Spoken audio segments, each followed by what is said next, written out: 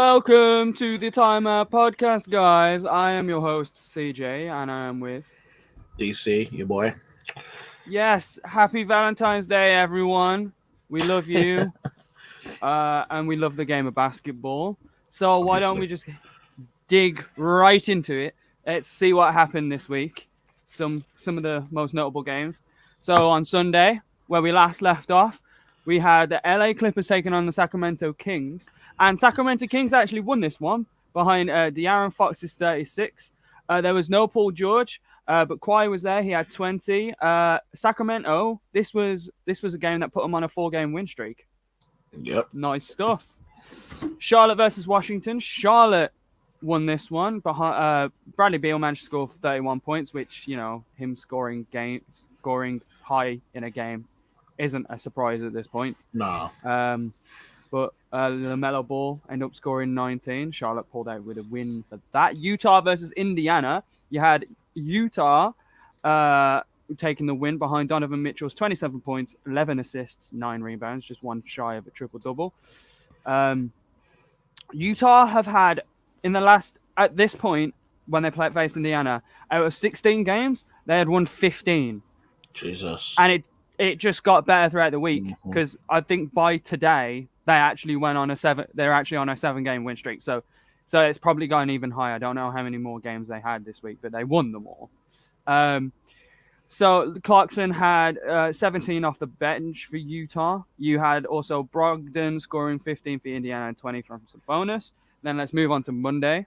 You had LA Lakers versus Oklahoma City. You had LeBron getting a triple-double in OT. He had 28 points, 12 assists, 14 rebounds. He's had the most triple-doubles after the age of 35 with 9. He only just beat out Jason Kidd now, who had 8. It's also the most triple-doubles after 18 seasons. What is that noise? Hello? Wow. I think that's me. Yeah, it is. Yeah, it's gone now. It's gone now. Right. Yeah, so where was I? And it's going to pick up again. Watch that. Yeah. Okay, can you hear me properly? Is it good? Yeah, we can hear you. It's good. All right. So Jason Kidd, he had 8. 8. LeBron just beat that. So after the age of 35, he's also had the most triple doubles after 18 seasons, with 3. Kobe had 2. Tim Duncan had 1. So that's a little bit of trivia there. Also, I believe this is a run where the LA Lakers ended up having like 3 games in a row where they were in overtime. You couple that with the fact that LeBron earlier said there's not much time because, he's so upset about the All-Star game. And also the fact that they had 71 days to prepare. Was it 71? It was, wasn't it? Yeah. It's a very short period of time to prepare for this season after they had won the last one. So that's not a good thing at all. It's probably going to wear on them quite a bit. But OT having some of that experience there for those guys, pretty good, I suppose. Then we had Golden State versus San Antonio Spurs. Curry had 32, 6 assists, 7 rebounds. But Delonte Murray, 27 points, 8 steals. Yeah. This was the game. This is the game where Draymond threw up that prayer with so much time left on the clock. I don't think he knew how much time he had because he kind of grabbed it and then just threw it up. Like, there was enough time to find a better shot there. What was it? The smartest dumb play in NBA history? I don't know why people are calling it that at all. It's just a dumb play. Just because it's Draymond Green doesn't mean it's not dumb. It's dumb. He had time on the clock. He could have passed it out. He could have just done something that wasn't shoot the ball. That's it. To be fair, I mean, it's because, so the reason that's going around is because that's what Draymond himself called it. So. Well, why did he? No. You know what? Why are you recapping off? You're going to find out why, because he was very confident when he said that. Right. Anyway, Charlotte versus Houston on that same day. You had 24 points at 10 assists, 7 rebounds from LaMelo Ball. He was 7 from 10 from 3, which, is coming a common occurrence for him. He's actually shooting 3-ball pretty well. Okay. Charlotte made out with a win with that. You got Milwaukee against Denver. Milwaukee ended up winning. Middleton had a career high 12 assists in this. He also had 29 points. Giannis had 30. There was no Drew Holiday. Murray only had 11. Jokic had 30 and 24 from Barton. And have you found it? Yeah, you found it. So, what? So Draymond's explanation for why he filled the shot with 8.7 seconds left on the clock is that he ended up with the ball after a bad inbound play. As Derrick White came into him, he filled the shot attempt, but he thought that the Pop was going to call for a foul. So his attempt was to throw up a quick three and then get it claimed as a shooting foul and get the 3 free throws. And he then said that he felt like it was the smartest dumb play in history. He said Pop's going for foul in this situation. He assumed that White was about to foul. They didn't have any more timeouts left. He said he feels like it was the smartest dumb play in history. He thought most people would see that and put 2 and 2 together on what's actually going on there. It's a very smart play that ended up being dumb as hell. And then it's not a smart play. It's a brave play, and it didn't. There's a fine line between bravery and stupidity. It's only brave if you get away with it. Steve Kerr came out and said it's probably my fault for not informing the team that the Spurs don't usually foul. We knew we had 8.7 seconds to drive and kick. We had plenty of options at that kind of time. And so what we were trying to do is just spread the floor and get a good look. I mean, when it happened, I literally asked you, was Draymond trying to get fouled for a 3? But you were like, I don't think so. Because he didn't. There was too much time on the clock for that, and he didn't look like that. But yeah, it's... No, and you also... Was a score... No, score wasn't tied, was it? It was down by 3. Down by 3. They were down by 3, so... You wouldn't put a guy on the line for that. Why would you? You wouldn't risk fouling someone. Yeah.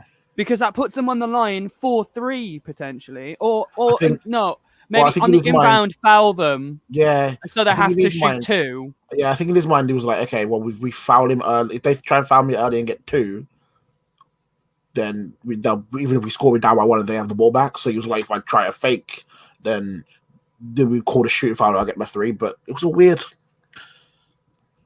I mean, I respect him for trying to call it the smartest dumb play in history, though. That's one way to write your own narrative. You don't get a smart dumb play. It was brave. It was a gallant attempt. It didn't plan out. You don't get a smart dumb play. You just get a dumb play. It's just a dumb play. It would have been. It was a brave play. Don't get me wrong, but. I mean, if you hit that bitch, that'd have been different. But anyway, I think we got a few more. A few more games on one more game on Monday. You had Dallas versus Minnesota. Porzingis had 27. Luka had 26. However, there's no Karl Anthony Towns. Beasley had 30 points in an almost comeback. Interesting. So then we move on to Tuesday. You had Brooklyn versus Detroit. Detroit beat Brooklyn. After the game, Kyrie was complaining about... again. He was complaining about how much they got hit by the COVID thing, which is apparently an issue only affecting Brooklyn to him. It's not like it's happened to Miami or Philadelphia, who are top of the table. No, just Brooklyn. Just Brooklyn. After 3 straight losses as well. So I'd imagine him being very frustrated with that. It's almost as if you cannot play without defense. Yeah. What? Although I like how Kyrie's best defensive play is after the game.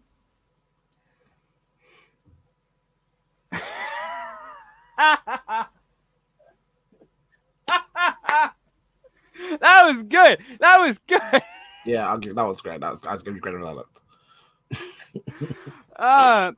Blake Griffin had 32. Kyrie had 27. James Harden had 24 with 12 assists. Miami versus New York next. The Heat end up spoiling Derrick Rose's return to the Big Apple. He only had 14 points in his return, but he had good shooting splits. He was very efficient. So, what you want to get from a veteran. Funny we should mention him because he's actually the subject of today's Chris Explains. Jimmy Butler had 26 points. This is like a start. Well, I think it was like the second game in a row Miami won. It was part of a 4-game win streak, which they only lost yesterday to Utah, which is interesting. But which brings me on to my next game, which is Utah versus Boston, which is 33 points from Jaylen Brown and 23 from Tatum. But you had 36 from Mitchell. Jazz streak got up to 5 at this point. Then we had Golden State versus San Antonio Spurs again after the following day. Golden State ended up getting their revenge. Curry scored 32. Then you had Portland versus Orlando. Portland won behind Lillard's 36. Carmelo Anthony, he played well. Melo scored 23, and he's moved 12th on the all-time scoring list. Oh, how far is he off the top 10? I don't actually know, but I know. What I know is LeBron is second, but there's a huge drop off. There's a huge hill to climb after second. I don't know whether it is like further down, like LeBron's just skied through those things. Right. Let's move on to Wednesday. I'm sure you're gonna go find that. 100%. Wednesday, you had LA Lakers versus OKC. You had LeBron. LeBron's 3 forced a overtime, another overtime. So he had 25 points from here. It was the 3rd consecutive overtime, and still no AD. OKC had no Shea Gilgeous-Alexander and 25 points from Al Horford. Then you had Brooklyn versus Indiana. Kyrie had 35 points, which snaps the 3-game losing streak. He was 17 from 17 from the free throw line. Extremely efficient. He's a very good free throw shooter, but to get 100% with that many attempts is amazing. Well done, Kyrie. Great stuff. After this game, on ESPN, between Max and Stephen A., they were like, who's the key to the Brooklyn Nets? And Max said DeAndre Jordan. And Stephen A's reaction is one of my favorite reactions ever. Just his reaction. He just laughs. LA Clippers versus Minnesota. Clippers spoil Karl Anthony Towns' return. He missed the last 13 games recovering from having COVID-19. Kawhi had 36. Still no Paul George, though. I actually don't know why. I don't know if he's resting or if he's injured. He might be a bit injured. Then you had Dallas versus Atlanta, which is always a very interesting game because obviously Luka and Trey got traded for each other on the trade not on the trade deadline, on draft day. 2 years ago. So these two guys, their careers are just going to be forever intertwined for as long as they're great players. Luka had a triple-double. Surprise, surprise. He's averaging 27. I think is it 27, 29? He's averaging one of those numbers. And he's got averaging 9 assists and 9 rebounds. He's almost averaging a triple-double in his 3rd year. That's kind of nuts when you put it like that. Yeah, wow. I always forget it's so... He's 21. Yeah, he feels like he's been in the league for about 7, 8 years. The way he's playing, like he looks like he's been in the league for 7, 8 years. The veteran plays he makes. Yeah. He commented once saying that it's harder to score in the Euro League than it is in the NBA. Yeah, I remember reading that. And that's... Which, judging by the Brooklyn Nets, I'm not surprised. Anyway, Trey, Atlanta almost had a late comeback there. Trey had. Luka did. He had a triple-double. He had 28, 10, and 10. Trey had 25 points, 15 assists, and 7 rebounds. So, not a bad showing by him, but it just wasn't. Sorry, I just like to cut over you and say 1-1. So 1-1, nice. Cool. Hold that. Right, Wednesday continued. You got Chicago beating the New Orleans Pelicans. Zach LaVine had 46 points, 9 threes, and Kobe White had 8 threes. I feel like this is the first time ever that 2 players have had 8 threes in a game together. on the same team. Yeah. I think I'd be very surprised if a Golden State Warriors Splash Brothers never did this, but who knows? Then in that same game, Zion had 29, Lonzo had 21, and Ingram had 21. Not a bad showing, but just wasn't enough. Milwaukee versus Phoenix. Giannis had 47. He missed a game winner, which was a jumper. Surprise, surprise, him missing jumpers. Booker had 30. CP3 had 28. I just don't understand. That exasperation was great. What? Your exasperation was just like, why? Why are you taking a jumper? Don't. Pass. You have Drew Holiday and Chris Middleton. Literally everyone else on your team can shoot. So the thing is, I saw a poll the other day and it was like, who are you trusting to take the last shot? Is it Middleton or Giannis? And everyone was like, Middleton. Like, if it's a jumper, I want Middleton on the ball. And I'm like, yes, that makes sense. You don't want Giannis. I'd let Giannis shoot a wide open three to win a game. Middleton makes the offense a lot less predictable. Yeah. He can shoot inside and outside. You know, if you're last seconds on the clock, if you think it's going into the Giannis, you know he's going to go inside. And if he doesn't go inside, then like 9 times out of 10, it's not going to go in. And that's the thing is, like, realistically, we've seen that teams when they get to especially when you game plan for Milwaukee Bucks, you not have to stop Giannis because his gameplay is very like you've seen teams. If Giannis has the ball in any jumper range, teams are so happy to let him just take it. Like, every now and again, he does have a game every now and again where he does make them. Not consistent enough to say, okay, we'll stop him. Like when Miami beat the Bucks, they literally said, "You can shoot anywhere past this line we're making." But before that, like you can shoot anywhere before the line, but after that, we're gonna contest you everywhere. They were happy to let him pull up them dumb three. But yeah, I just think it's something they need to work on because the second you see Giannis with the jumper in his hand, you know that the chances of that game winner going in is going to be low. Whereas Middleton or Drew Holiday, if he hit that, I would have been able to live with myself with that. Just like if Giannis hits that, and you say to yourself, "Well." Regular season game, like was it for a game win? Yeah, it was a game win. For a game winner, it was. Yeah, like I'd live with that. Like regular season game, we lose 1 to the Bucks, and Giannis hit a jumper. Oh no, terrible. Anyway, so Booker ended up scoring 30. CP3 had 28. Yeah, Phoenix have been playing well this week actually. Portland versus Philadelphia. Portland actually ended up beating them, and Melo again. Game win. Well, wasn't really much of a game winner, but like iced the game. Yeah. Embiid had 35. Simmons had 23. Lillard had 30. Melo ended up with 24. It was a good game. One thing I want to say about that game is, I think, like last week we were talking about, you know, Ben Simmons playing, or a couple weeks ago, like Ben Simmons playing to his like best role. Watching because this is the first Philly game I'm watching in a while. Ben Simmons' defense is so great. Like I've been watching Philly all week. He is like.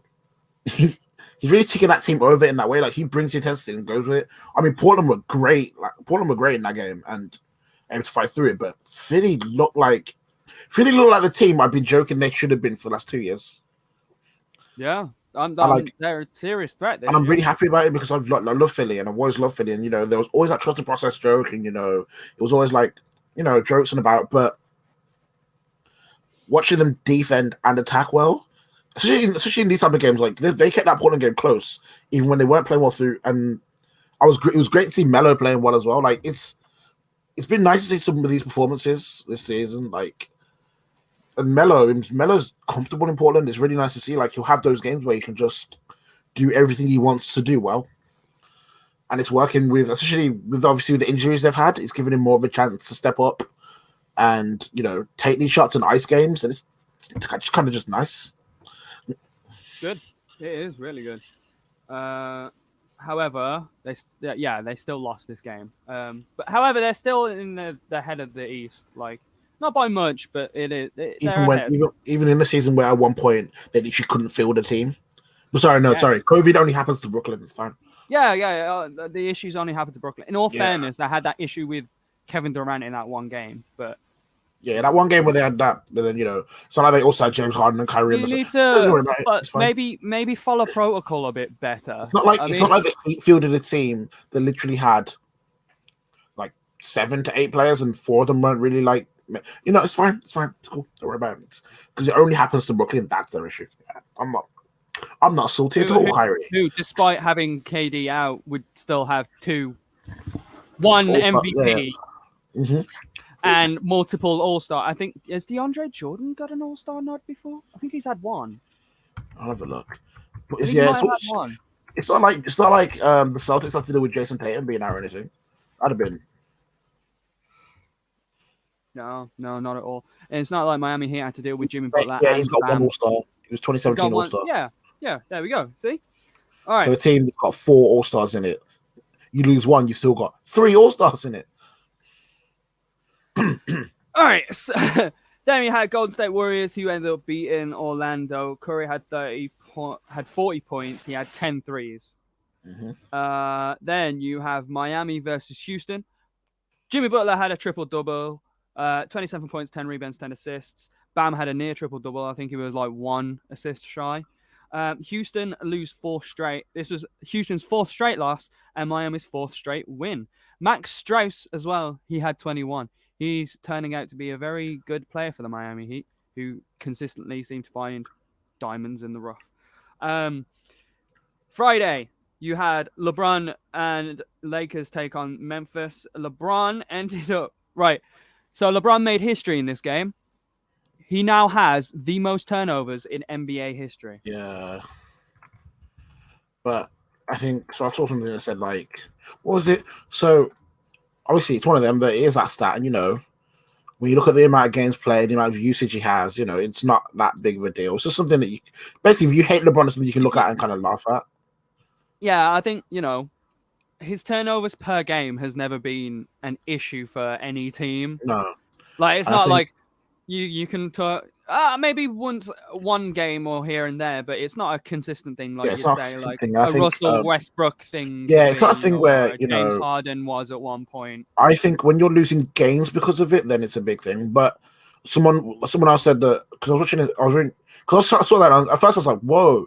And then there was someone else who was like, well, Kobe literally has the most missed field goals. It doesn't really... Well, that just makes sense.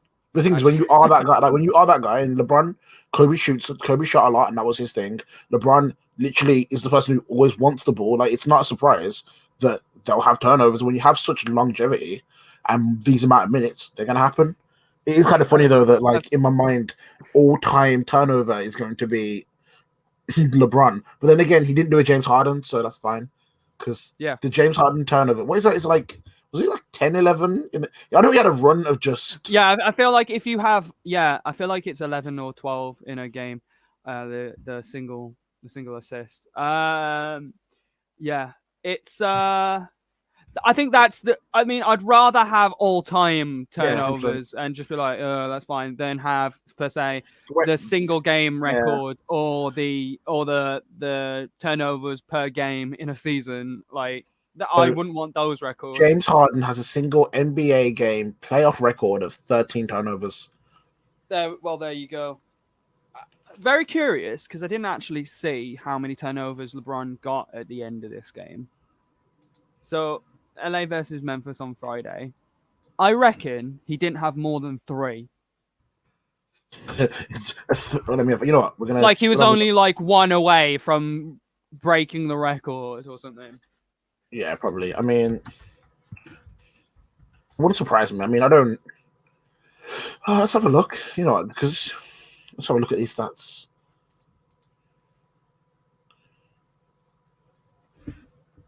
Oh, shit. Wait. Let me have a... What I'm doing now.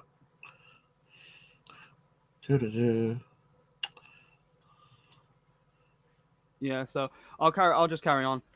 Luka and the Dallas Mavericks versus the New Orleans Pelicans. Luka ended up with a career high 46 points. He also had 12 assists to go along with 8 rebounds. Porzingis had 36. Zion had 36, and Ingram had 30. Dallas ended up winning again. They're starting to win after that 6-game skid that they had. They're starting to win. Then you have Minnesota versus Charlotte. This was the battle of the draft picks. Number 1, which is Edwards, and number 3 being LaMelo. Edwards had 21 points. LaMelo had 20 points to go along with 11 rebounds and 4 assists. But the story was Terry Rozier, who had 41 points. Oh, okay. So just an update. He had 5 turnovers in that game. Okay, 5. That's not great, but it's, you know. I mean, he had 5 turnovers in that game. Also, what was it? It's how much? 8 assists, 9 rebounds. It wasn't a bad game for him. Like a +8. Like it was a decent game, but those 5 were enough to push him over. He was gonna hit that. He was gonna hit that record no matter what. But yeah, it's unless he had like 0 for the rest of his career. Yeah. Milwaukee versus Utah. Then the last game on Friday. This was a battle of 2 defensive player of the years. The Jazz just had phenomenal. The Jazz's passing this last week has been nothing but stellar. There's that little video of them doing like their fucking Harlem Globetrotters impression, where it's just like this behind the back bounce pass, and then Donovan Mitchell doing that one-handed double skip pass to the other end, which is a pass you never, like, as a coach, you don't do that. You tell them they don't do that. But they did it. Yeah, but when you're winning that many games, you can do what you want in training. They look so comfortable, and they're a good team. They're passing. It's one of them. You know when everything's clicking and everything's going right. It is what's happening. It's just like right now, like it's just. Is it clicking at the right? Is it clicking? It's clicking way too early. It's clicking way too early. You want this. You want this run in the playoffs. If you're the Utah manager, if you're the Utah coach and you're the coach of the team, obviously, while you don't want to complain about the run of form, you really wanted this going into the playoffs. Unless they think this isn't the peak, maybe they can do more. Donovan Mitchell had 26 points. Joe Ingles and Rudy Gobert had 27 points in this game. Also, Giannis got dunked on by Rudy Gobert, and I feel like we've seen that a lot lately. I think that's a testament to Giannis, who's not scared of being on a poster and just wants to help out on defense. Yeah. Stuff like that. Saturday, last night, you had Golden State Warriors versus Brooklyn. This is Durant's return. He had 20, Harden 19, 23 from Kyrie. They all managed to beat Steph Curry's 27 points. Did you see Clay's reaction though? Clay's reaction? No. So they were down big at one point.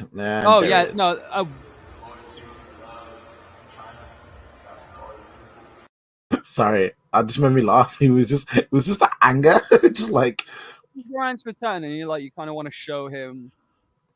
I think with Clay, if I'm Clay. No, it's all good with them, but Clay's it's good. It's all good, but I think if I'm Clay, it's just frustrating because you know that in Clay's mind, he's like, can't do anything. If I'm on that court, that is going different. Like, like you're looking at that defense, like I could just Clay, especially Clay, like the way he can just catch and shoot. Clay's like, I would have hit like 30 on these boys. And he's watching these guys like run around in like Olenek and like what are you doing? Like, I mean Oubre, and like you're watching like just shoot, be better, help Steph out a bit. Come on, man. Like, come on. I could have made that. Clay could have made some of the shots that were missed with his bad Achilles. He was literally taking shots before the game. Yeah.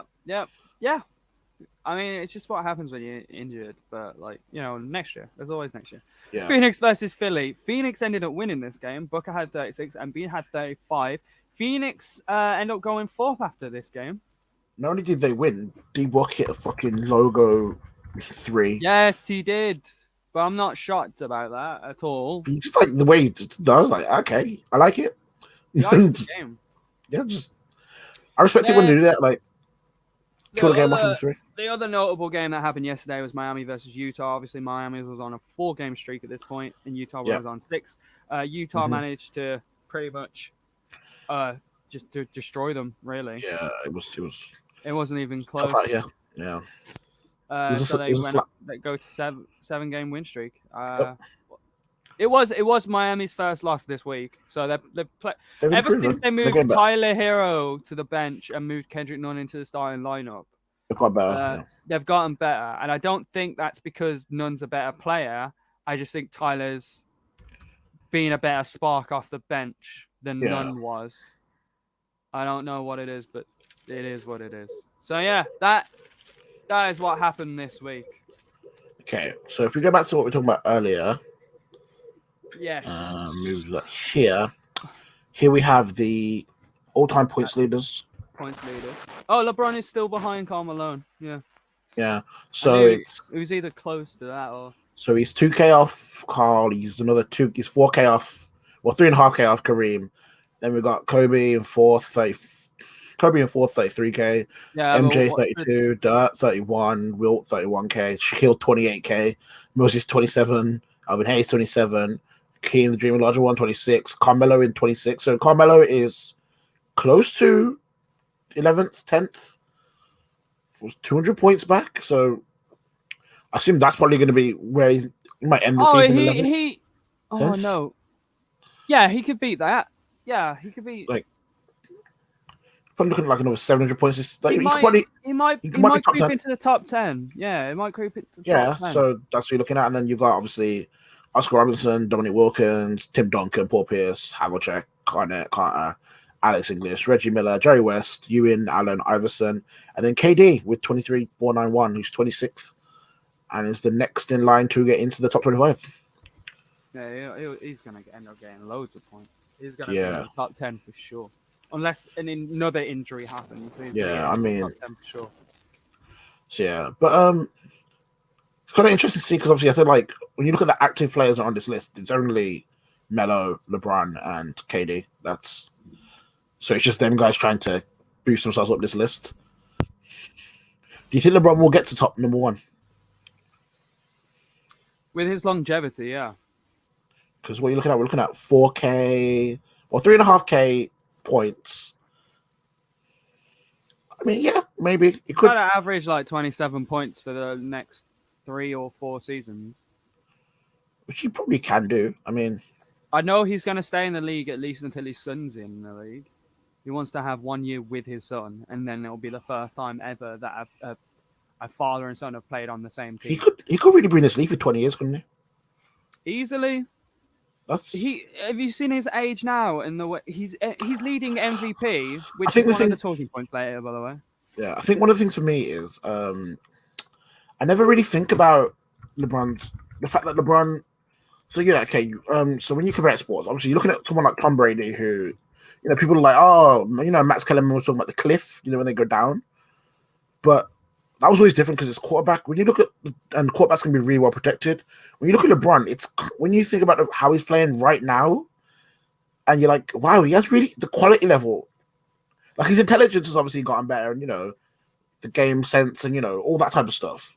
But he's still playing some of the best basketball. But we just come to expect it. Like we just kind of like it's like, oh, LeBron got triple double. It's expected. Like it's not even a big game for him. People literally take that as average, and if he finishes the game, also imagine he's just gonna take all the awards. Like most turnovers, also most points would be perfect. That'd be a great. Most turnovers all time, most points all time. He's definitely up there on assists. I can guarantee that. Assists. Thank you. He's going to be in top the top 8. 10. Yeah, see? So he's 8th and he's behind what? Chris Paul, Oscar Robertson, He ain't catching up to Chris Paul. Well, depends on when. I think they're both going to catch up to Oscar Robertson. And then. Oh, duh. And then after that, I feel like. Yeah, they ain't catching John Stockton, though. No chance. Look at that. No. Steals. John Stockton's got like 8K more. John Stockton leading the league most ever assists and most ever steals. And look at blocks. Oh, look at that block list. So nice. Will and Bill Russell would have been top of that fucking list. Hakeem, Dikembe, Kareem, and But yeah, when you look at the longevity and the things he's been able to do, it's like we really are taking it completely for granted. But it's one of them. When you look at his career, especially whenever he chooses to finish his career, when you look at all that in totality, it's gonna be it's iconic. It's incredible, and we're looking to live in that time to watch it. And then you get some people who just don't want to accept the greatness that No, is. I think the reality is, I feel like it would have been the same when MJ's. Whenever there's someone who is so great, everyone like people hate the most popular thing, and that always happens. And I think with LeBron, it's a case of when his career is done, everyone's gonna be like, "Oh my god, look how great he was," and even the people who are hating him now will then be like, "Oh my god, he was amazing." No one can compare. Then they'll compare the younger players to him and say that no one was near his level, and then people will be like, "Weren't you the one who said he was this and that?" And they'll be like, "Nah, it's competition." I've always loved LeBron James. What do you mean? I've loved, yeah, it's.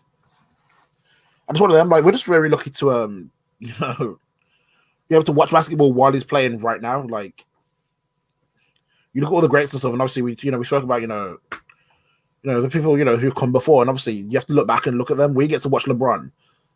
We don't watch LeBron in his prime while we're young and able to enjoy it, which is great. The league without LeBron's gonna be weird. I don't know how I'm gonna. It will be weird, but it probably won't happen for a good 3 or 4 years. Oh no, don't worry, because the second he leaves, we'll probably have to do with LeBron James Jr. So he may never leave. It's be fine. We'll just always have a league where there's a LeBron James. Yeah, I think that's right. That's that. There'll always be a LeBron James.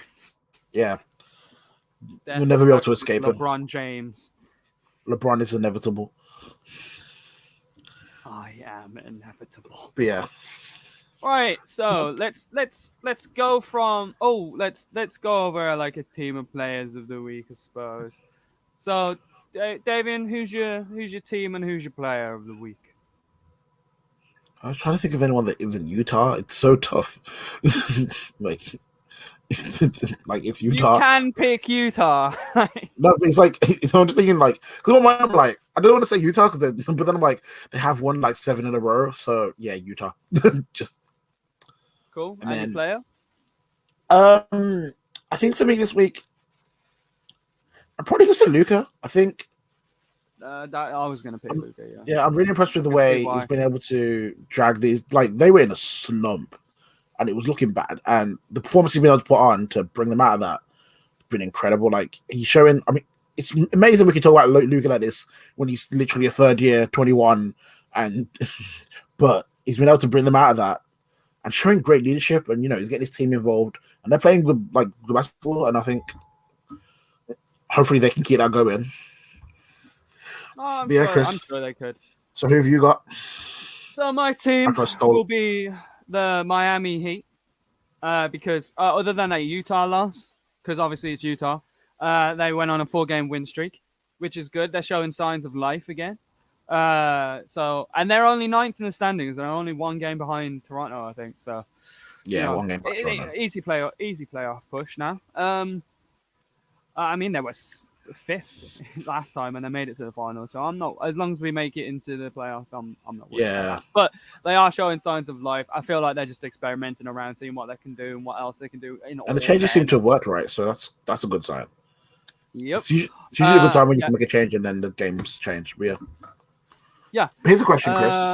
If you're as a Miami Heat fan, do you think they have to trade for anyone to improve, or do you think they're good with the squad they've got? I think you can always improve the squad. Really, it's who are you willing to give up? Who would you want? I'd want another scorer. I'd want another a high level scorer like your Bradley Beals or your Zach LaVines or someone to someone who will score. Jimmy Butler can score, Bam can score, but they're not scorers. You want someone to help develop Tyler Hero, who can be a scorer in the future. So you want someone who's a scorer first, and then can ease that load a bit. Scorer, but a playmaker. Okay. So let's say like a Bradley Beal or a Zach LaVine or that kind of level of stuff. I'd be willing to give up Kendrick Nunn. Yeah. I'd be willing to give him up. We can't really give picks away. We can, but depending on other teams we can't. So we could trade the pick away. We'll say, we'll give you this pick, but you might not be able to actually use it. And so are you happy with the squad, the roster you've got now? Do you think it's good enough to replicate what happened last season? Or yeah, I think it's good enough to replicate what happened last season. So you think you've got the roster for a finals run? Yeah. Okay. Development of young players, man. I'm gonna use this clip. Now you know what's gonna happen. Like, let's say it happens. I think we could. Let's say it happens. I'm gonna use this clip and be like, "Yo, in January, Chris was so confident that." February. February, same thing. Valentine's Day, who cares? No matter. All the same month.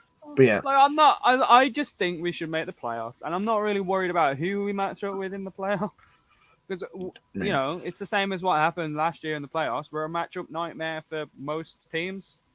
I think the only team I'd be worried about, I say worried about, but the one team that probably isn't as worried as most other teams in the East is Philadelphia, because they got Ben Simmons and Joel Embiid. So it's like, it's that, but that's why I want another scorer,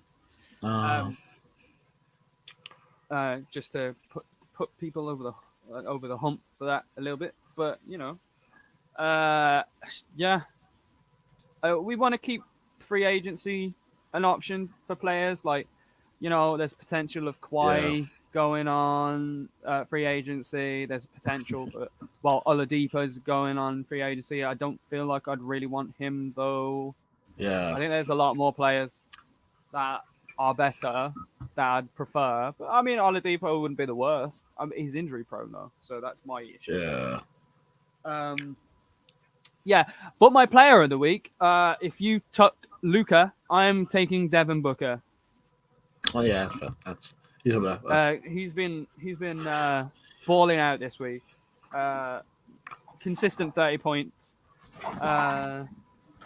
He's just been playing really good basketball, and it's made Phoenix look really good. I mean, they showed heart in the bubble, going 8-0, and now with Chris Paul, they've got some veteran leadership, and they're making waves in the West. They're fourth in the West. Yep. So you got Utah, LA, and Clippers, and then you got Phoenix, which I feel like that might be. So you've got Utah, Lakers, Clippers, then Phoenix, Portland, Spurs, then Denver, Golden State, Dallas. So it's not.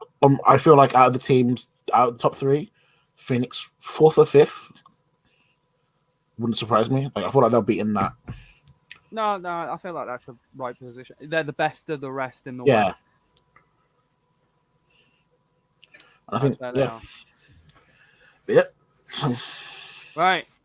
Cool. Right, I suppose we should go on about Chris Explains. This is my favorite time of the week, because we don't have to talk. You don't have to do anything until I tell you to play the video or some shit. You only have one video. Right, so it is Valentine's Day, guys. And Valentine's Day, love, roses. Derrick Rose. That was my thought process.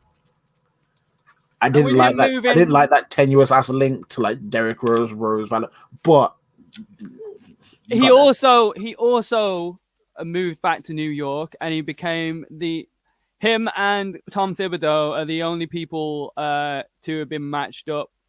He's the only player to play for the same coach for 3 different teams. So you got Chicago, Minnesota, and New York. So, which is kind of funny, because as I say this story, you'd have thought Derrick Rose might have some sort of animosity towards Tom Thibodeau because of. I'd argue it's Tom Thibodeau's fault Rose ended up getting injured a lot. I mean, a lot of it was him, but Tom Thibodeau definitely didn't help. So, who is Derrick Rose? Well, before he was in the league, Derrick Rose is coming off a 1-year stint at Memphis University, the Memphis Tigers, which saw those Tigers lose just 1 game, ending with the regular season at 33-1. Rose averaged just under 15 points, under 5 assists, and 5 rebounds. In the tournament, Derrick Rose and his Tigers would make the championship game, taking the total winning tally to 38 for that season, which is a record for most wins in a season.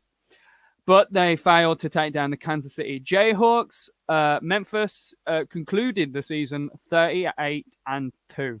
Rose was named to the All Final Four team after averaging just under 21 points, 6.5 rebounds, and 6 assists a game. On April 15th, Rose announced that he would forego his final 3 seasons at Memphis and declared for the 2008 NBA draft. Now, this NBA draft was very funny because the Chicago Bulls, who had a 1.7% probability of obtaining the first selection, won the NBA draft. The Bulls winning the lottery was the second largest upset in NBA draft lottery history behind the Orlando Magic, who won it in 1993 with just 1.5% chance. And with that pick, they picked, Chris Webber with that pick. This draft would also contain multiple All-Stars such as Russell Westbrook, Kevin Love, Brook Lopez. With that pick, obviously, Chicago ended up selecting their hometown prodigy, Derrick Rose. In his first year in Chicago, Rose would win the Rookie of the Year honors, fighting off competition from Memphis guard O.J. Mayo and New York Nets center Brook Lopez. Yeah, that's right. Russell Westbrook wasn't even really in the running for Rookie of the Year. Just goes to show the early years don't really amount to the future of the career. Rose would lead all rookies in assists and second in points per game to go along with just under 4 assists in 37 minutes a game. A rookie playing 37 minutes a game. Just think of that, how much playing time he's had. They would make the playoffs, but would have a first-round exit to the reigning champions, the Boston Celtics, in an unlikely 7-game series. They were the 8th seed. 7-game series. In the next season, he was selected for his first All-Star game in just his second season. He was averaging 21 points a game, 6 assists, and 4 rebounds, shooting just under 50%. He would eventually lose in the first round again, but this time to the Cleveland Cavaliers. On Media Day, the following season, he famously said, "Why can't I be MVP of the league?" And that's exactly what he did in his third year. At the age of 22, Derrick Rose became the youngest MVP in NBA history, scoring 25 points per game, 8 assists, and 4 rebounds. Rose greatly improved his defense and three-throw percentages and was able to lead the Chicago Bulls to a 60-plus win season in the East. An East that was stacked at the top, with Miami's Big Three starting there, a Boston team who went to 2 finals in the last 3 years, and Dwight's Orlando Magic team, who also in the last 3 years made a finals appearance. However, again, Rose and his Bulls would lose to Miami in the Eastern Conference Finals in 5 games. Was it down to lack of help? I mean, his second best player was Luol Deng. You could argue maybe Joakim Noah, who was a great defensive player, but that's all he really was. He didn't really add anything else. In his 4th season, Rose would see a dip in production. He scored 22 points per game and had 8 assists, but Rose and the Bulls still managed to get the first seed in the East, despite only playing in just 39 games due to injuries. Derrick Rose would be, at the time, one of the most explosive athletic players in the NBA. His signature back-scratching dunks were eye candy for any spectator, but this may have also been the reason for his injuries this season, and maybe in the near future. Then, in Game 1 of the 2012 NBA playoffs against the AC Philadelphia 76ers, with only 1.22 seconds left on the clock.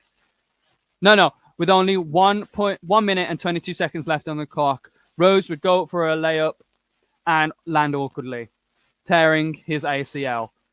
The score at the time was 87-99 in Chicago's favor. There was no chance Philly would have caught up, so why was he even in the game? Tom Thibodeau must feel some blame. He played Derrick Rose a lot, in a lot of minutes over the Chicago Bulls tenure. In Rose's 4 years in Chicago, at least the least amount of minutes he played a game was 35 minutes a game. In his MVP season, he played 37 minutes per game. In fact, he played more minutes in his rookie season than he ever did after this ACL tear. For someone with Derrick's play style and athleticism, you would have to question why he played that many minutes. It's clear this is what helped plague Rose with leg injuries and ultimately this ACL tear. Chicago went on to lose that series 4-2. So Rose took a year out due to recovery, and Chicago would actually manage to make the second round, but eventually lose to, guess who? Miami, again in the second round, in 5 games. Rose would return back in 2014, playing just 10 games, averaging 16 points per game, 4 assists, and shot 35% from the field. He played just 10 games, and after those 10 games, Rose would tear his meniscus. Injuries and low production would be a common occurrence for Rose up until 2016, where Chicago would end up trading Rose to New York, along with Joakim Noah. Chicago were just ready to rebuild and move on from these aging and injury-prone veterans. They wanted a new change, and New York were willing to take these guys on. He did, however, have a small resurgence, averaging 18 points, which is, by the way, the most since his meniscus injury, 4 rebounds and 4 assists, and 47% field goal percentage. He would, however, shoot 21% from 3. In a league that was transforming into a shooting league, couple that with his athleticism turning down so significantly, and a lack of lateral quickness, making Rose a not so good perimeter defender, you have a recipe that could send most people packing out of the league entirely. The New York Knicks without Rose actually play better too, as they could space the floor a bit more without Rose. After that season, Rose would become a free agent, thinking he could actually get a max contract. Yep, he went into that free agency thinking he would get a max contract. When that turned out wrong, he ended up signing with the Cleveland Cavaliers, and in 16 games, he shot 25% from 3. Ever since his 2014 season, Rose had not shot above 29% from 3. Once the NBA poster boy found himself struggling to stay in the league, because at the trading deadline, Rose was traded to the Utah Jazz, who then waived him. However, his old coach, Tom Thibodeau, would end up coaching a young Timberwolves team who needed a veteran presence. And Tom gave Derrick Rose a chance, and that chance would pay off. On October the 31st, 2018, when Minnesota would play the team that waived him in Utah Jazz, Derrick Rose would go on to score a career-high 50 points, shooting 61% from the field, 4 from 7 from downtown. Words may never be able to truly describe how emotional that day was for Derrick Rose. So we have a video ready. Isn't that right, Davian? Davian, video, please. Wait, can I be heard? Oh, God damn play it. The entire thing. It's like 5 minutes. Don't worry, I got you. Finally gives it up. Derrick Rose straight away looking at triple, cans it. Jeff Teague, it's going to be, a challenge for Derrick Rose now. One thing I was looking forward to is he takes Rudy Gobert right to the such a quick step in this game. He is like watching old Derrick Rose, but this time he has a 3. It's the second time Derrick Rose now has taken on Rudy Gobert. Body control. Anthony Towns comes over and helps alter the shot. Minnesota's shot blocking has gotten so much better. Rose, look at that. Shot, but he makes the shot anyway.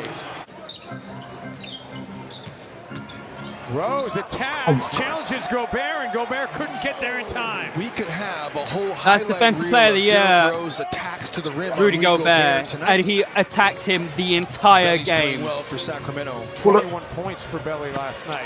Rose playing really well for the Timberwolves. No hesitation, just shooting threes. Is that perfect though? Love the I need more cowbell. Love the anchor man as well. Derrick Rose is 124 in that home loss. I think this is it, where he shows off his Timberwolves offense is rolling. They've got a chance Watch to that. threaten that here tonight. This is a lot of wow moments here. Shot clock down to 5. Rose, who had 19 in the third quarter, has his first points of the fourth quarter. Rose. Derrick Rose has 41. One off of his NBA career It's so happy to watch every time. Rose out of the corner, and it's a new career high for Derrick Rose. That's crazy. A lot of dribbling. The stop. Oh my God! Fate Defensive Player of the Year, Rudy Gobert. Which isn't that hard actually. You've seen Derrick, you've seen Steph Curry do it. Puts up a tough shot and hits it anyway. 48.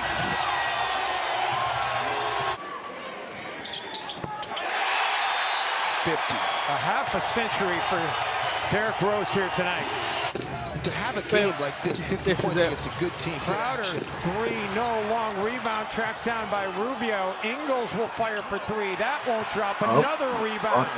Exum has it blocked in the corner by who else? Derrick Rose. 2011 MVP, Rose. And everybody just streams out on the floor to greet him, showing the respect. Look at the emotion. And they all know. You see an interview with him in a minute, and he's in tears. What he's trying to find. What a great moment for Derrick Rose. And Jim, I haven't checked to see what the NBA high is for point total this year, but it's awfully young in the season. That's one of the most impressive performances of the year in the entire league. As Rose acknowledges the crowd, and he has certainly won over some Timberwolves fans here tonight. Let's get over to Leah Bielsen. Standing by with Fox Sports North, Leah Bielsen. It's Derrick. Rose. You can see you're very emotional. A huge victory for this team, and it comes from you and your career high 50 points. What does it mean to you, Derrick? Man, everything, man. I worked my ass off, bro.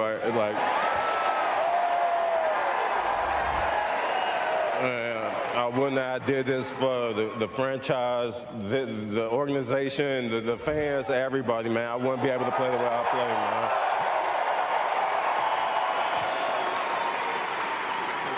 We weren't sure if it was the throwback jersey you were wearing, but you did look like Derrick Rose of old. And what did it feel like going through from beginning to end? I'm doing anything just to win, man. I play my heart out. My teammates told me before the game, just play my game. And tonight was a hell of a night. What does it say about this team that seemed unnerved when you found out that you were going to be down 2 starters, and you guys jumped right away at the start of this game under your energy and didn't stop at all? What does it say about this team? We got a young group. My job is to come in, be the veteran, help guys out, and lead by example. You see me talking. It's the most I ever talked to my teammates in my whole career. So it means a lot. Crowds are thankful for you, Derrick. Congratulations on a huge night. You deserve it. All right. So yeah, and I've always wanted to say this. In 2012, Derrick fell, but in that moment, Derrick rose.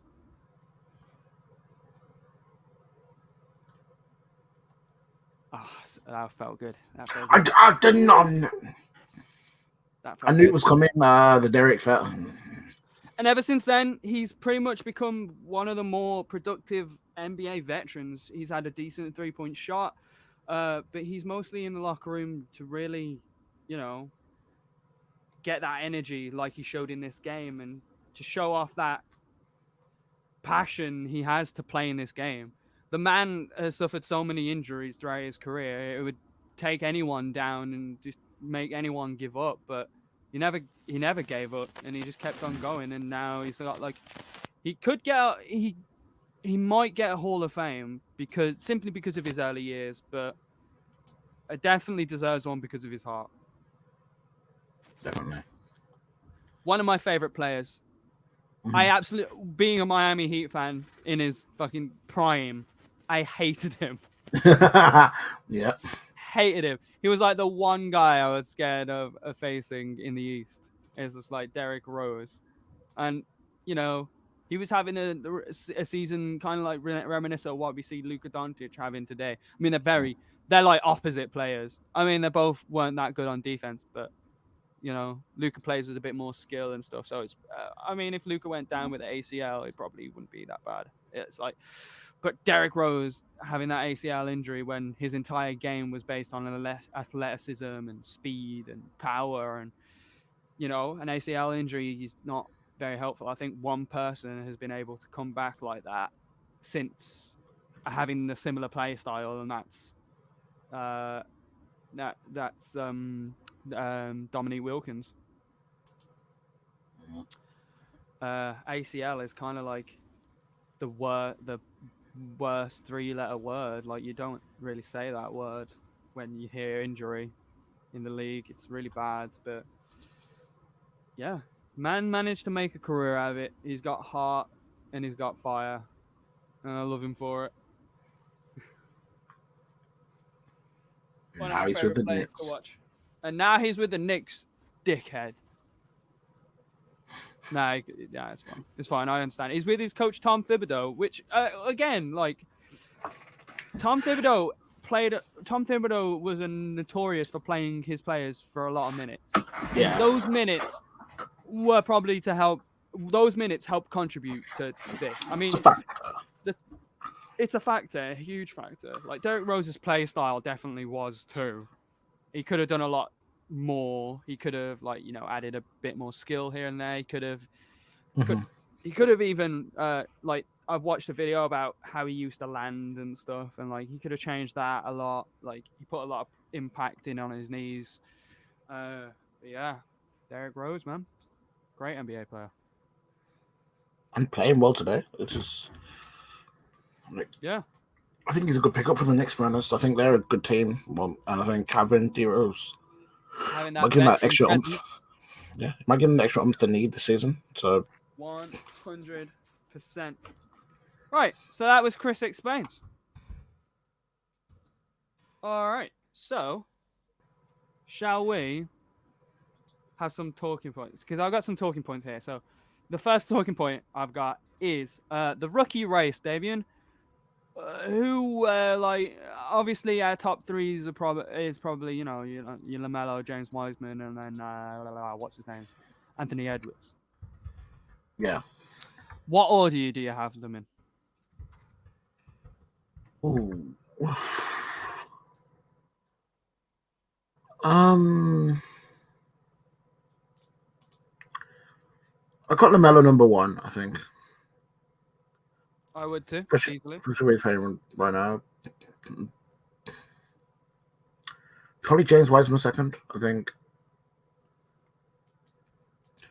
He's kind of integrated. He's integrated well into that team. I think LaMelo might actually win Rookie of the Year. I thought that was going to be a joke. All right, that's only just dawned on me because I thought he was going to do what Lonzo did and just, you know, kind of not really play well. Well, the thing is, the team's actually doing decently. They're in playoff spots. I mean, that's a problem with Anthony Edwards. Like, I'm the same. I'm LaMelo, then Wiseman, then Anthony Edwards. Wiseman is on a team that's going to the playoff. Anthony Edwards, the Minnesota Timberwolves are like last, aren't they? Has he been playing though? I haven't really watched him this season. They're dead last. Are they dead last in the league though? They've only got 6 wins. Okay, so they've got They've got the same amount of wins as the Wizards. They've got more losses than the Wizards. They're worse than the Wizards. They're the worst team in the league. That's why you don't really see him getting that much attention. But you got LaMelo and you got Wiseman. Wiseman, who's on the Golden State Warriors right now, who are getting that playoff spot. And you got Charlotte, who are at the moment 6th, and you got Golden State, who are 8th in their league. Yep. In their conference, sorry. Yeah, so you got that. I think especially this week, LaMelo has done really well. He's shown superstar potential this week. After becoming a starter after Terry Rozier went down with that injury, he's stepped up and he's played really well. Yeah, I just Michael what do you Jordan actually did a good pick for once. think? I don't know. I'm just like, I don't know. LaMelo, I'm enjoying watching him play. I mean, it was a joke that LaMelo coming into the league has kind of ruined. Like everyone's kind of stopped talking about Zion. like, some of these Instagram pages, all the House of Highlights is just become a LaMelo Ball fan page, which is kind of funny to watch. But he's performing well underneath the hype, so it's. And the Charlotte team looks decent. I mean, the good couple of pickups. LaMelo's playing well. Like, it works. Gordon Hayward's doing decent. I mean, Gordon Hayward's on like one of the worst contracts, but yeah, but that it is what it is. They have good young players. It'll probably work out for them in the future. Yeah. Okay, let's move on. So Utah Jazz, who are now on a 7-game win streak, they are also the best team in the league, I believe. Yep, just 1 game ahead of the LA Lakers, however, who are also on a 7-game win streak. Mm-hmm. You've got other teams like Suns, who are on a 5-game win streak. But it's Utah Jazz that are really sticking out. We spoke about it a little before, but they're playing dominant basketball, but are they doing it at the wrong time? Are they peaking? Are we going to expect to see teams being able to game plan against these guys a lot better now, especially in the playoffs? Like, have they got more tools at their disposal? Are they not? Is this it?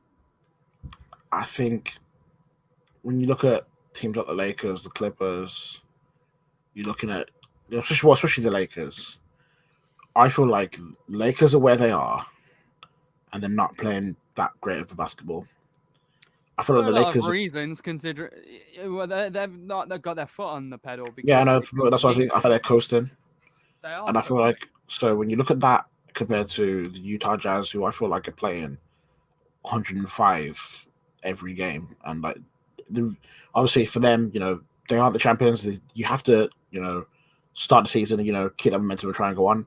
I think we'll really see how good Utah are when they hit the slumps and things aren't working, and we see like 2 or 3 game losing streaks, and then they've got to pull themselves out of that. I mean, they've lost a couple of games here and there, and they've been able to pull themselves out of it.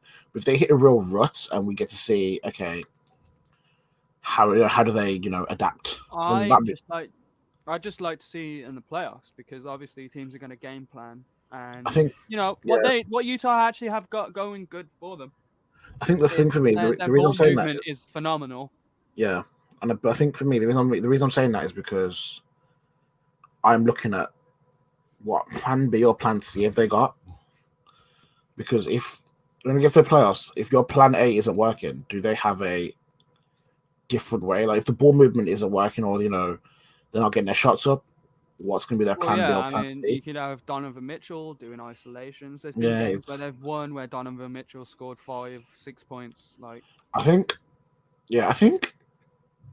it's probably a bit, on any single player. It's a bit too early for this. Like if you want to choose a run, like I said earlier, you'd probably want it to be later on in the season. But it's never a bad time to be the best team in the league when you look at it. So, like, it's one of them that when we get closer to the playoffs, if their form continues like this, then obviously they've done really well to keep that up over a long, consistent period of time. But we've also seen teams like the Bucks who've done it, where they've been dominant in regular season, and then they get to the playoffs, the game plans hit, the game changes a bit, and they go from the way of expectation changes. You're expected to win, and it's like how's Quincy Schneider gonna deal with the adjustments? Like, for example, they had that 7-game series with the Nuggets. Yeah, and which was a great series, but. And they fought back, and obviously there's still a lot. It's Utah, one of those. I think they're probably gonna be the story of the season where everyone looks at them. People either want them to I'd love to see them, maybe beat the Clippers or maybe the Lakers in the series and really, like, Utah Jazz being the Western Conference finalist and winning the Western Conference would be great. I feel like they're at a point where they're a team where they've always had a lot of potential, and I finally starting to see that. And now it's not potential; it's actual results. And I think, especially with someone like Donovan Mitchell, we saw it in the last playoffs where they were down. They were down for that Utah Denver series was kind of nuts, and I think both teams from that have improved. And when they get to playoffs this year, they'll have that experience. Denver were able to beat the Clippers, so they've moved on. Utah, they took a tough loss, and I think that's been a lot of what's fueled this run because they realized I think if you're Utah, you feel like, okay, if we beat the Denver, we could have beat the Clippers. Maybe we could have done that. We could have been in the West Conference Final. Like we threw that away in one game because we didn't start the playoffs well, and that's fuels them. But I don't know if it will carry them all the way through the season. So, I mean, it is a short season, but it's a lot of toll and it's a lot of ask to keep that intensity, keep that the way they're playing is great basketball. It's great ball movement. They've got great players. It's not a one player team. Everyone's getting the ball. Everyone's getting to get their shots up, pass the ball to the highest man. Like it's good fundamental basketball, and that's the basketball especially as a fan, that's what you want to see succeed. It's just, will they carry it on into March, April, May? I really hope they do. I hope that I don't want them to go on a large slump and drop out or where they are now, because I really do believe they're top 3 in the West. I think. Oh, they're easily top. They're playing like top 3, but I don't think they're overachieving either. There would be historical implications for this. This would be like the first time Utah would get the top seed ever since the Karl Malone, John Stockton days. It would also be if they manage to win the championship, it'd be the first one in Jazz history. So, yeah, I mean that's kind of happening now because you had Toronto winning their first championship. Yeah.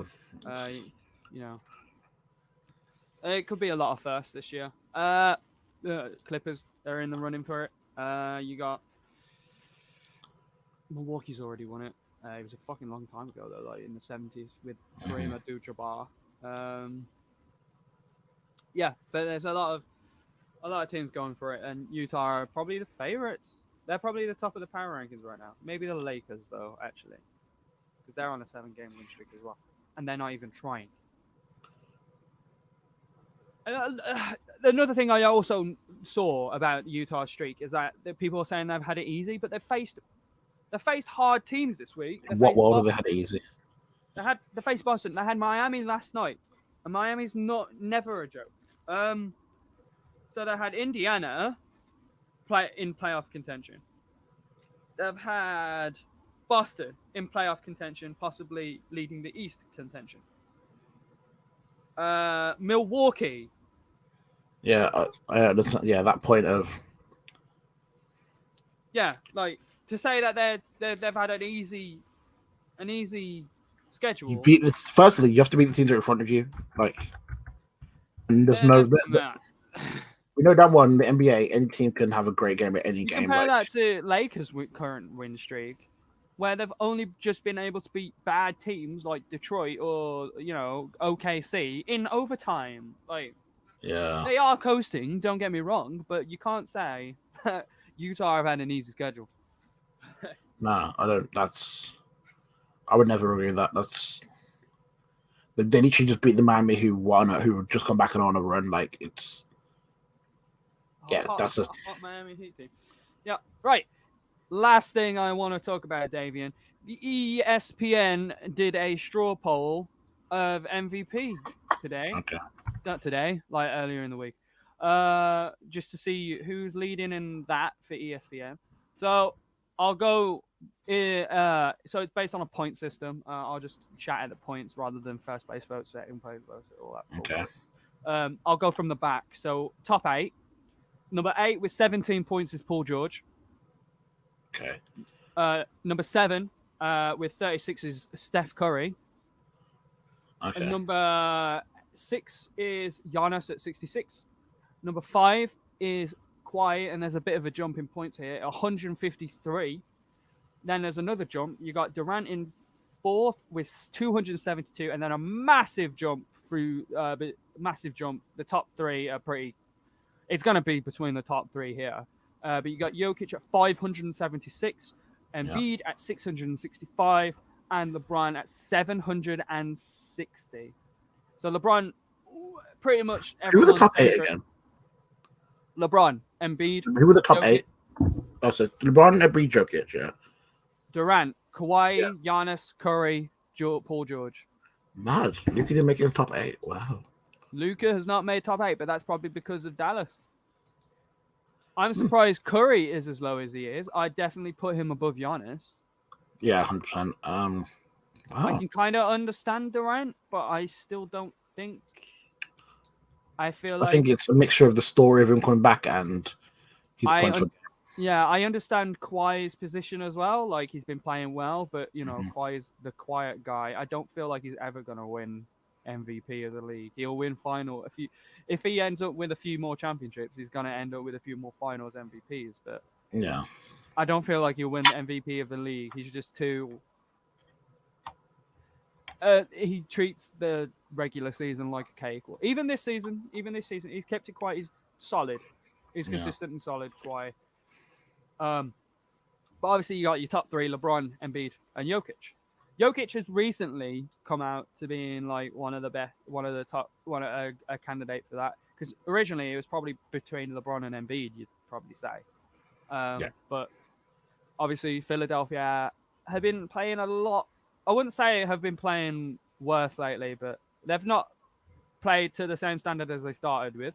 No. And Denver have made a push. They are now 7th. They were one of the dead last teams, though, as far as I know. So yeah, they were. They were like 14th, and they made it to the Western Conference Final. So that might have been a factor. Jokic has been playing phenomenally, and then obviously Embiid has. But LeBron is everyone's number one favorite at the moment, it seems. And I'd be a fool to disagree. I mean, Jokic's stats this season have been pretty good. Also, I'm not gonna lie. I feel like LeBron has helped being the fact that he's in LA. Yeah, 100%. And he is LeBron James. I feel like that helps. Yeah, and also 2 years of Giannis, and last year when people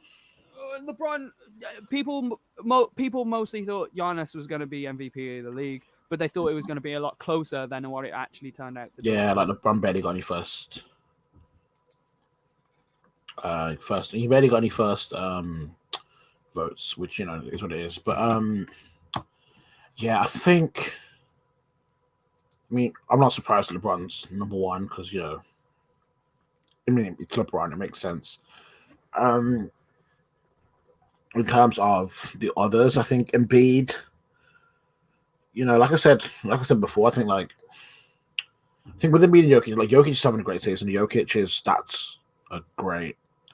I think Embiid's kind of the same, having a really better season.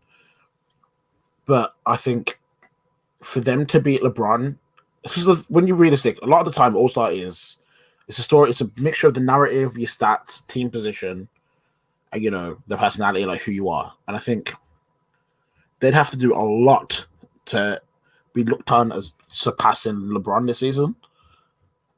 I think people like KD and Curry, it's a lot easier. I think when they're playing really well, it's a lot easier for them to get boosted up and be looked on that level.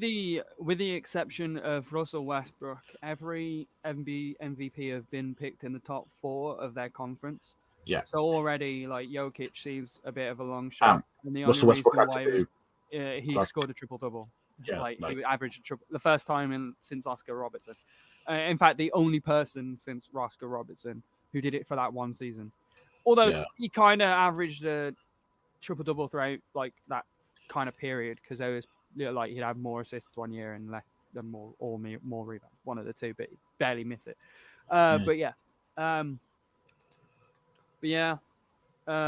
It's between those three. Jokic, Embiid. I feel like Philly are slowing down now. A little bit, yeah. But he's still playing well. had 35 points twice this week. But they've lost a few games that they probably could have won. Yeah. I think one thing, I think it's refreshing to see, obviously we are looking at people like Embiid, Jokic, etc., who, it's refreshing to see those people in contention for MVP. And, I think, especially with two big men, it's nice to see that. Usually it's very guard heavy, who shoots the most threes, and they usually push up there. So seeing those two up there is great. I think even if they don't win, them being in contention for second and third or even in that that ballpark, is good for them. And I think it has set a new standard. They have been great this season. I think Steph might get higher. I think Steph might break into top 3, top 4. I think Steph is better than Giannis. I think he probably deserves more votes than Kawhi. I think Durant, maybe, I don't know. So I think, depending on where Golden State go, but I think because of the way he's been playing, I honestly think. So the way I see it, in terms of when you look at the narrative, I think Golden State, if Golden State get top 4 or top 5, and you're looking at that team, and you're like, look at the players they've got. Kelly Oubre can't really hit a 3, can't do this. He's done it without Clay and KD. You're going to push. I think that's going to push narrative. That's going to push more people to vote Steph as MVP and see it. And I'm seeing it more and more. People are like, look what Steph's doing. And obviously, I think Steph is, when Golden State lose games, there's no blame on him right now because they know that the team's not great. And then you combine that with when they're winning, it's usually because Steph played. So I think when you look at MVP, I feel like it depends on how you interpret MVP. Yeah, I think much open. People can make that narrative that without LeBron, Lakers will still have AD and a great team, and you might be able to push that more. And without Steph, Golden State, they wouldn't be doing anything this season. They are the worst team in the league, as evidenced from last year. I think when you combine them two things together, that's when you might start to see people try and that narrative might build up steam. And the more, if they start winning, if Golden State start winning games against, teams like the Bucks or teams that are perceived to be quite high level, you'll start to see that Steph Curry for him. Because realistically, I don't think most people aren't expecting the Golden State to do anything this season. So anyone on that Golden State side, all they're going to be doing is pushing the Steph Curry is the MVP and trying to, because that's all they've really got to fight for this season. That's every performance Steph Curry has is going to be, okay, well, if I get my 30, we have a chance, and I'll see what I can do. But even then, he can hit 30, and then he can have a good game against Brooklyn, and the team will still be bad. Well, let's just hope Draymond doesn't chuck up more threes. It was a smart dumb play, or dumb smart play. Smart dumb. I'm gonna need to take a timeout on that. Are you just gonna find new ways to try and sign off by doing timeout? Yes. Well, I've been DC. And I've been CJ. Thanks, guys. Join in. Timeout. There we go. See ya.